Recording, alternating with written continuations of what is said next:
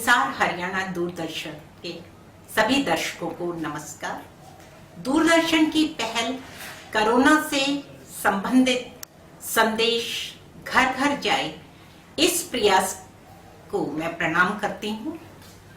आज का जो वर्तमान समय है, ये समय विचार करने का नहीं रहा। अब हमें संकल्प करना है। समय बीत गया है जिससे हम जान पाए कोरोना क्या है, कहां से आया, कैसे फैलता है, इसका बचाव कैसे करना है। सरकार, प्रशासन और सभी अन्य स्वयंसेवी संस्थाएं इससे हमें बचाने के लिए क्या प्रयास कर रही हैं और हम स्वयं कैसे बच सकते हैं। सरकार के आदेशों का सबने तन्मयता से पालन किया और उसी का परिणाम है दोस्तों कि जो भारतवर्ष के अंदर ये जो कोरोना रूपी एक राक्षस जो फैल रहा था, उसको हमने बहुत हद तक रोक लिया।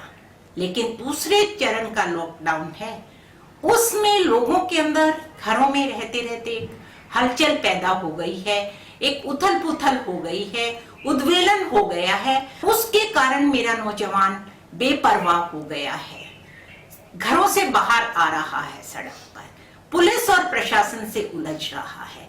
पुलिस और प्रशासन की जो शक्तियां हैं वो उनको घर के अंदर बंद रहने के लिए बाध्य कर रही हैं। पुलिस और प्रशासन का समय लोगों को घर में रोकने में लग रहा है। यदि मेरा नौजवान और जो बेपरवाह मानव जो इसको गंभीरता से नहीं ले रहे वो सड़कों पर निकलना बंद कर दें, तो प्रशासन और पुलिस के पास जो समय है, उस समय में वो समाज की जो जरूरत है उनको पूरा करने में अपनी सेवाएं दे सकें। आइए हम सब मिलकर आज नमन करें और ये संकल्प लें कि जो अधिकारी, जो कर्मचारी, स्वास्थ्य कर्मचारी हो, पुलिस कर्मचारी हो, सफाई कर्मचारी हो या डॉक्टर हो, हमें जो अपनी जान की परवाह ना करते हुए हमें बचाने में और देश से कोरोना को भगाने में लगे हुए हैं, हमें उनके हाथ मजबूत करने हैं, उनका सहयोगी बनना है, उनका दाहिना हाथ बनना है। सभी डॉक्टरों को सलाम, सभी स्वास्थ्य कर्मचारियों को सलाम, पुलिस को सलाम, प्रशासन को सलाम। एक सलाम और रह गया दोस्तों, जो स्वयंसेवी संस्थाएं हैं, जो इस समय सरकार के साथ, प्रशासन के साथ, रेड क्रॉस के साथ मिलकर कंधे से कंधा मिलाकर लोगों को भोजन उपलब्ध करा रही हैं, उन्हें सलाम। जो वॉलंटियर्स आगे आ रहे हैं उनको सलाम कि ऐसे समय में वो अपनी जान की परवाह न करते हुए, उनके पास कोई सरकारी दायित्व नहीं है लेकिन एक इंसानी दायित्व को समझते हुए वे लोगों के बीच में जा रहे हैं।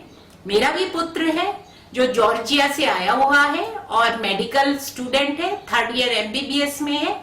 वो जीवन नगर में अपनी सेवाएं दे रहा है, जो लॉकडाउन में और अब सील है क्योंकि वहां पर कई पॉजिटिव केस मिल चुके हैं।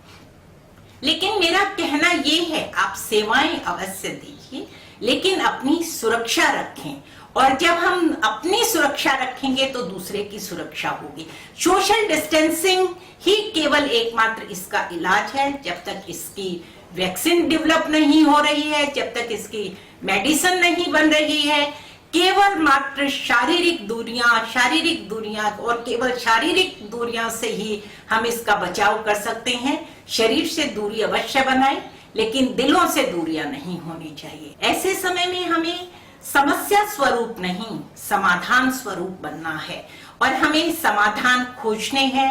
विचार बहुत हो चुका है, अब संकल्प लेना है और संकल्प से ही सिद्धि होती है। तो चलिए सबसे पहले हम अपनी कृतज्ञता प्रकट करें और उनको नमन हो जो इस समय अपने परिवार से दूर हैं और हमारी जान बचाने में, अपना कर्तव्य निभाने में लगे हुए हैं। ऐसे अपने कर्तव्य की बलिवेदी पर कुछ लोगों ने तो अपने प्राण दे दिए हैं और जिन्होंने ये प्राण दिए हैं उनको हर भारतीय का शत शत नमन है। वो ऐसे शहीद हैं जिन शहीदों को कभी भुलाया नहीं जा सकता है, क्योंकि एक जो ऐसा दुश्मन कोरोना जैसा घुस गया है भारतवर्ष में, उसको निकालना और खदेड़ने में और लोगों को सहयोग देते देते, इलाज करते करते वो भी इसकी चपेट में आ गए और उनके प्राण पखेरु उड़ गए। उन्हें सलाम, उनके परिवार को परमात्मा शक्ति दे। हर भारतवासी अपने मनोभाव से उस परिवार के साथ है। कुछ ऐसे भी हैं जो इस बीमारी की चपेट में आ गए हैं और चपेट में आने से उनके भी प्राणों का हनन हो गया है। उन लोगों के परिवार को भी मैं शक्ति देना चाहती हूँ, और शक्ति मैं नहीं दे सकती, हम सब मिलके अब भाव प्रधान होकर ऐसे परिवार के साथ आज हम भी खड़े हैं और उससे एक शिक्षा लें।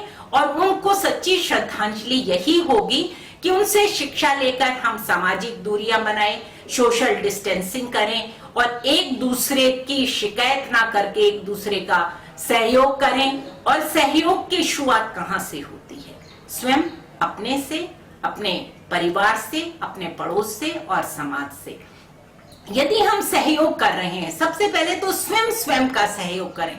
अंदर हलचल है, बौखलाहट है कि कोरोना कब जाएगा, कब लॉकडाउन खुलेगा, कैसे होगा, कब हमारी परीक्षाएं होंगी, क्या क्या क्या कर की जो एक ये क्यों लग गई है, इस प्रश्न का उत्तर ढूंढना है। और उत्तर हमारे पास है, क्योंकि जब अचानक परिस्थितियां बदलती है तो उसी के अनुरूप स्वस्थिति बनानी होती है।